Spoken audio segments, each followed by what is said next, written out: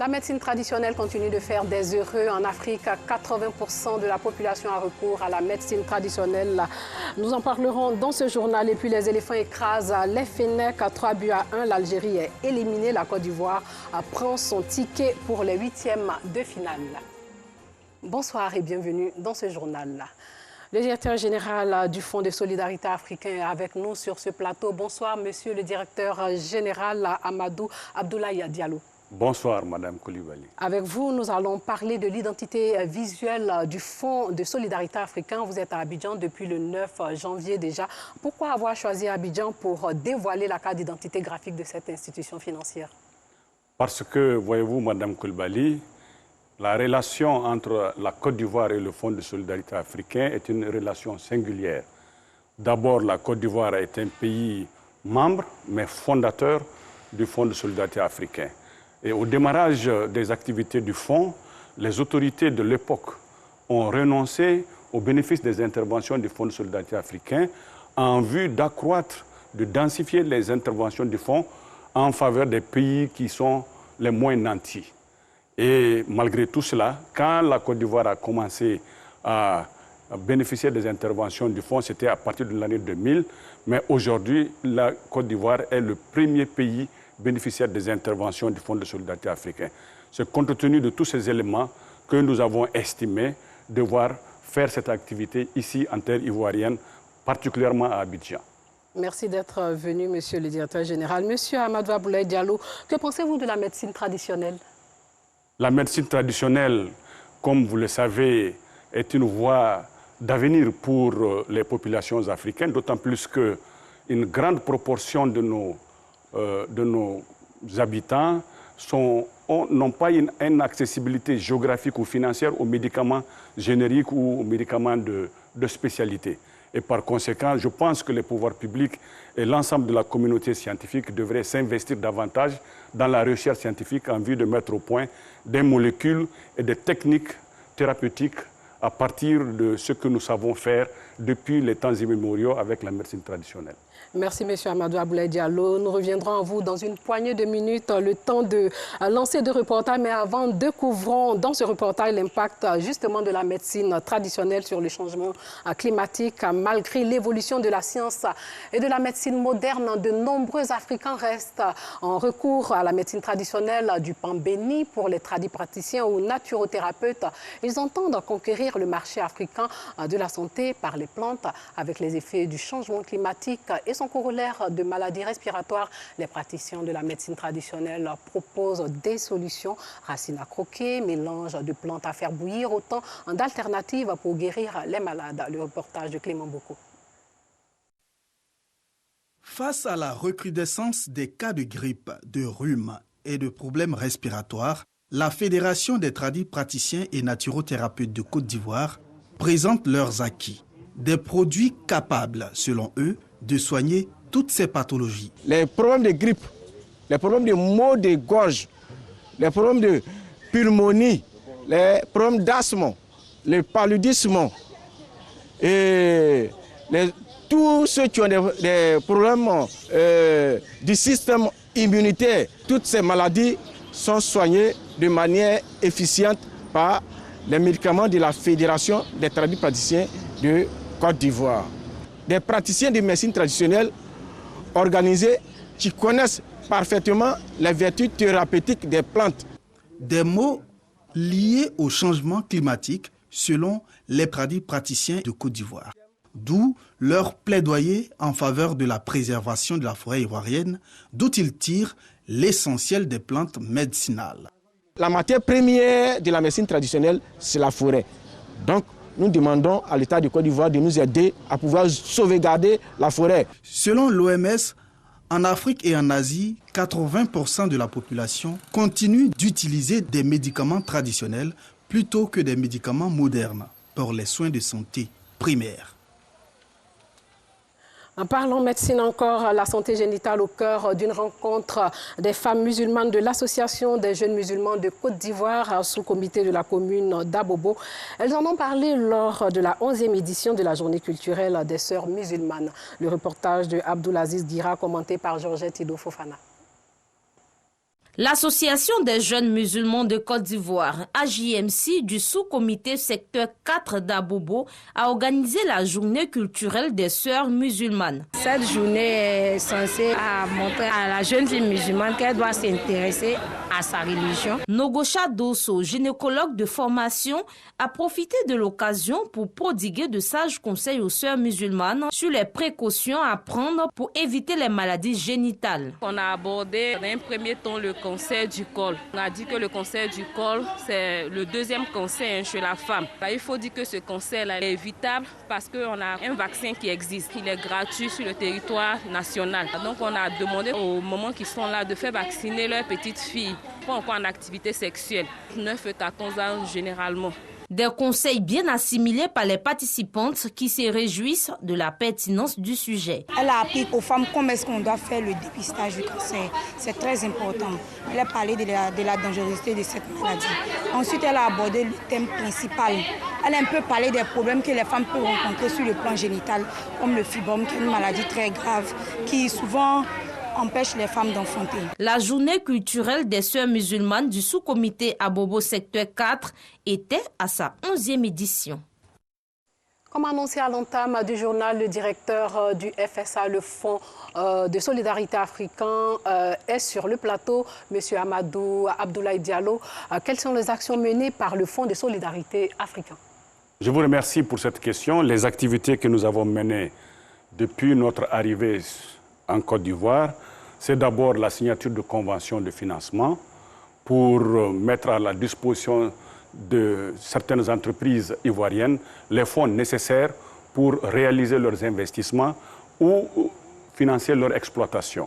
Nous avons même eu la singularité de financer un entrepreneur ivoirien qui va exécuter un projet au Cameroun.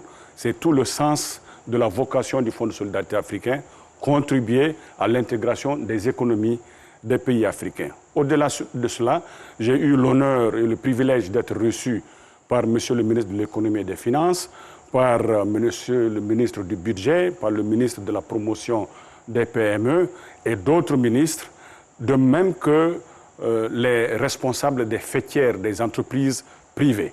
Et j'ai eu le privilège de signer des accords cadres de convention avec la Chambre de commerce et d'industrie de Côte d'Ivoire, avec le groupement des entreprises du secteur BTP, avec la Fédération ivoirienne des PME.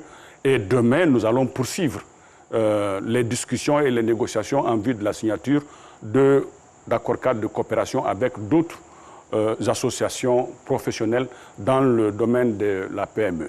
J'ai eu également la chance et le privilège d'échanger avec des banques, en particulier les groupes bancaires. Les discussions vont se poursuivre demain et je suis sûr que nous allons convenir de bien d'engagements que nous allons tenir de part et d'autre au service du financement de l'économie ivoirienne.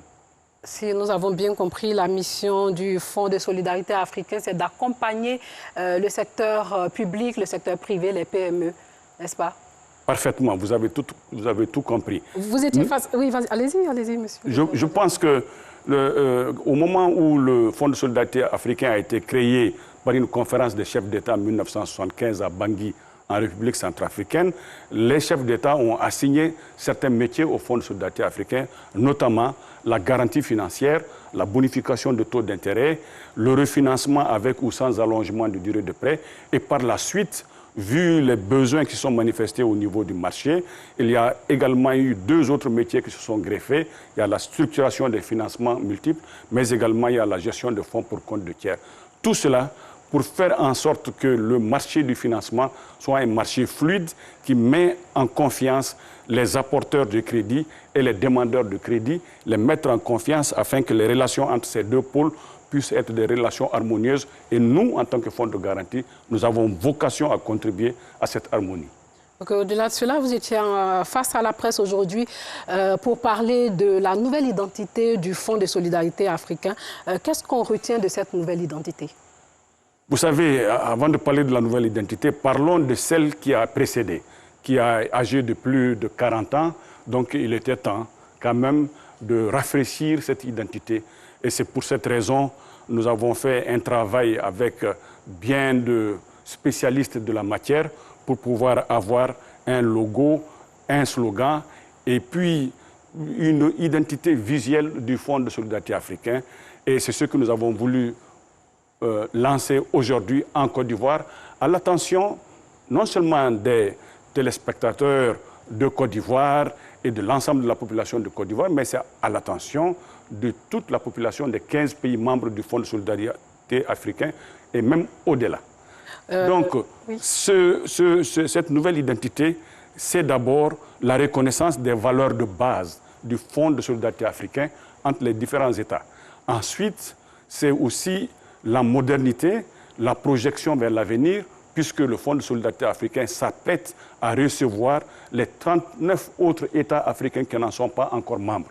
D'où la nécessité de non seulement avoir une identité qui reflète cette ambition, qui reflète la modernité, qui reflète le caractère panafricain du Fonds de solidarité africain. Vous avez parlé de 35 pays que vous attendez. Il y a 15 pays déjà qui sont membres du Fonds de solidarité africain et le Fonds de solidarité africain qui entend mobiliser des fonds avec une enveloppe de 60 milliards de francs CFA pour le système bancaire ivoirien. En effet, nous avons plusieurs guichets au Fonds de solidarité africain. Il y a le guichet des PME.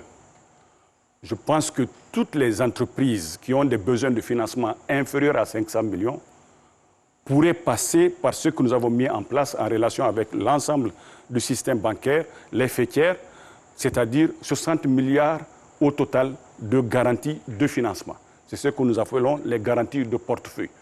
Autrement dit, nous déléguons notre responsabilité d'octroi des garanties aux banques et aux établissements financiers qui vont domicilier ces lignes.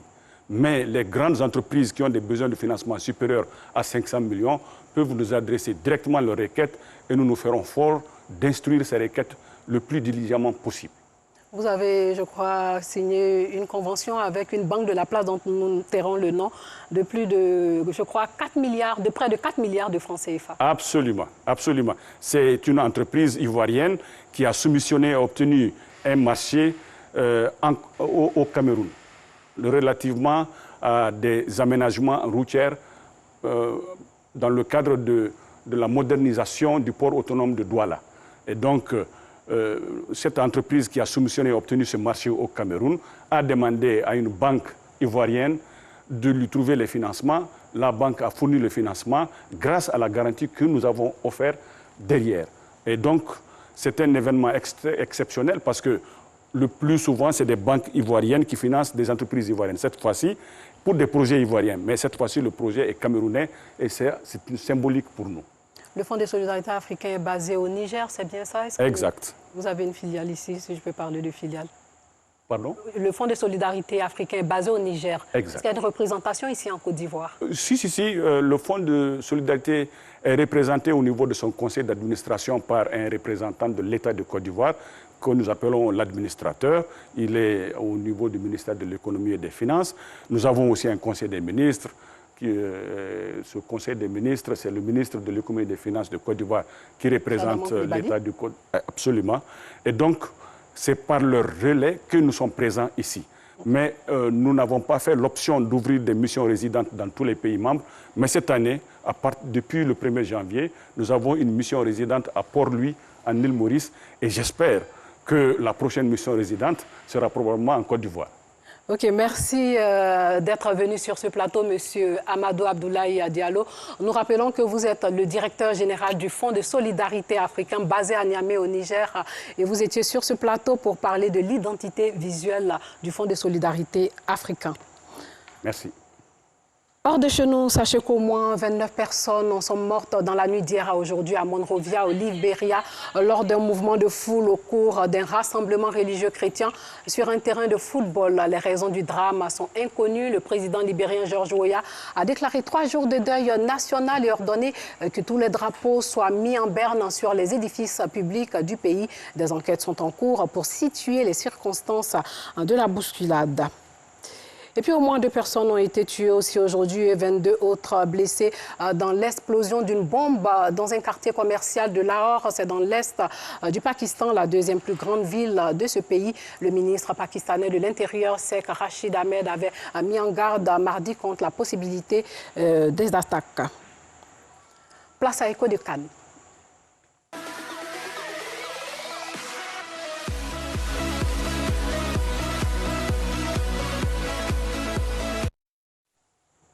Toujours au rendez-vous, Ngamble Konaté pour parler CAN. La Côte d'Ivoire vient d'arracher son ticket pour les 8e de finale. Les éléphants nous ont offert un beau match, en tout cas, face à l'Algérie.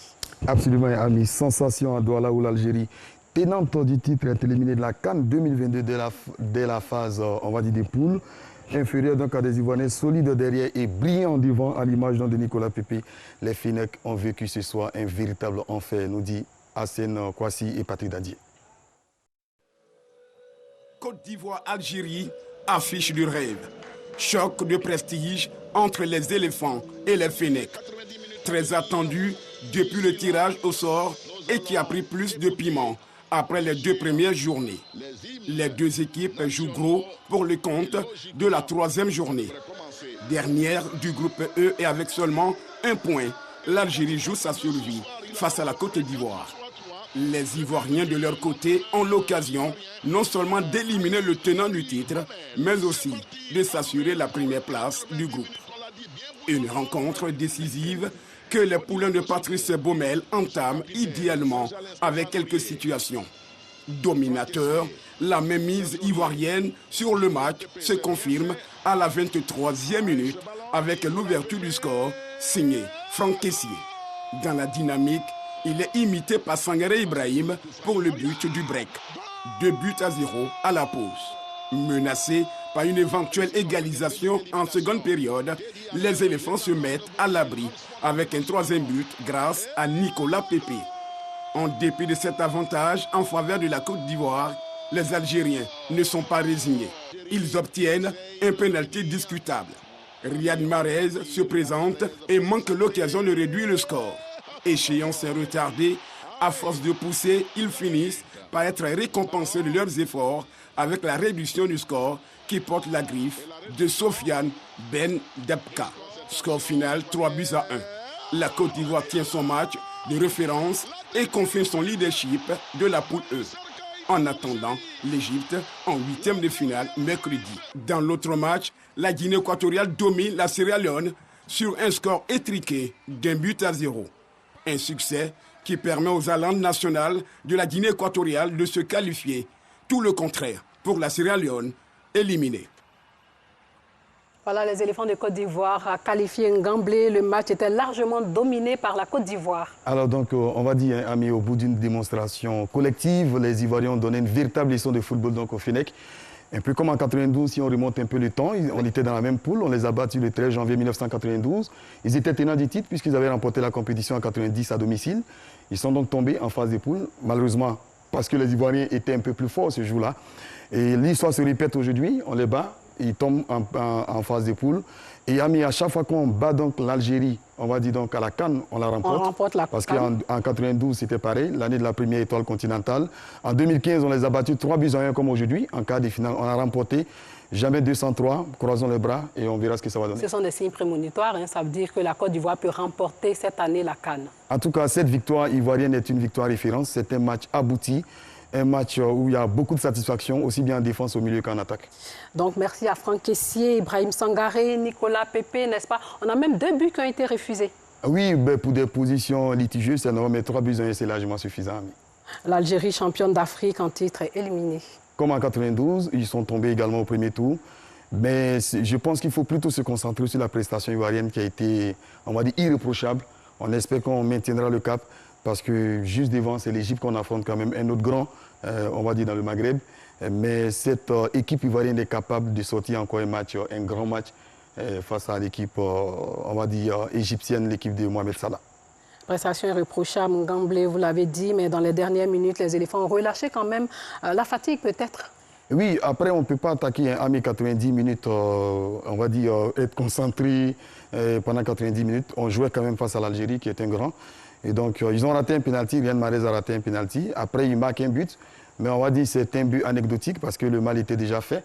Et puisque les Ivoiriens menaient déjà 2 buts à 0 à la mi-temps. Et puis derrière, Nicolas Pepe qui porte le score à 3-0. L'essentiel est fait, amis. On va se concentrer sur le prochain match. Ce sera l'Égypte, le mercredi 26 janvier, sur le coup de 16h.